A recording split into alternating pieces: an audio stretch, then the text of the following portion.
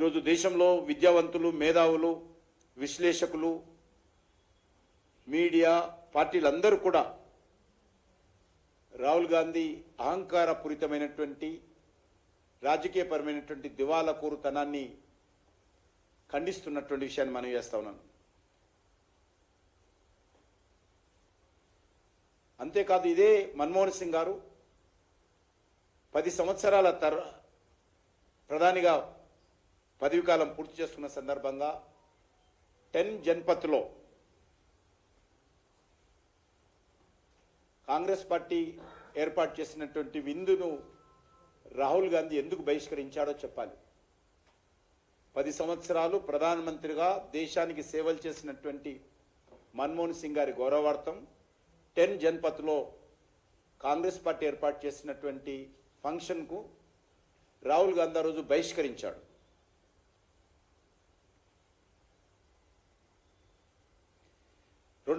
లో ప్రధానమంత్రిగా ఉన్నప్పుడు మన్మోహన్ సింగ్ గారు 2G స్పెక్ట్రమ్ వేలం వేయాలని కోరుతూ టెలికాం మంత్రి నాటి డిఎంకే ఉన్నటువంటి రాజాకు ఉత్తరం రాశారు. ప్రధానమంత్రి గారు ఉత్తరం రాశారు, తన క్యాబినెట్ మినిస్టర్. కానీ మన్మోహన్ సింగ్ గారి యొక్క మాటను, ఆయన లేఖను, ఆయన ఆలోచనను, ఆయన నిర్ణయాన్ని పక్కన పెట్టి సోనియా గాంధీ ఆదేశాలతో 2G స్పెక్ట్రానికి సంబంధించినటువంటి కుంభకోణానికి మన్మోహన్ సింగ్ గారి యొక్క ఆలోచన విధానానికి విరుద్ధంగా సోనియా గాంధీ ఆలోచనతో తెరలేపిన విషయాన్ని సందర్భంగా మనయేస్తున్నాను. కారణంగా ఆ రోజు పెద్ద కుంభకోణం జరగడము, టెలికాం మంత్రిగా ఉన్నటువంటి రాజా జైలుకి వెళ్ళిన విషయాన్ని ఈ సందర్భంగా మనయేస్తాను. గతంలో పాకిస్తాన్ ప్రధాని నవాజ్ షరీఫ్ మన్మోహన్ సింగ్ గారిని అనేక రకాలుగా ఆయన అవమానం చేశాడు. ఆ రోజు ఏ కాంగ్రెస్ పార్టీ నాయకుడు ఖండించలే. గుజరాత్ ముఖ్యమంత్రిగా ఉన్నటువంటి నరేంద్ర మోడీ గారు, అద్వానీ గారు ఖండించడం జరిగింది. అంతేకాదు,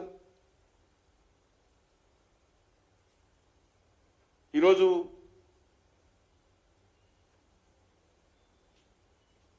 నేషనల్ అడ్వైజరీ కౌన్సిల్ చైర్పర్సన్గా ఉన్నటువంటి యూపీఏ ప్రభుత్వానికి సోనియా గాంధీ గారు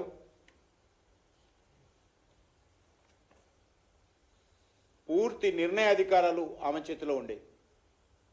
వీరు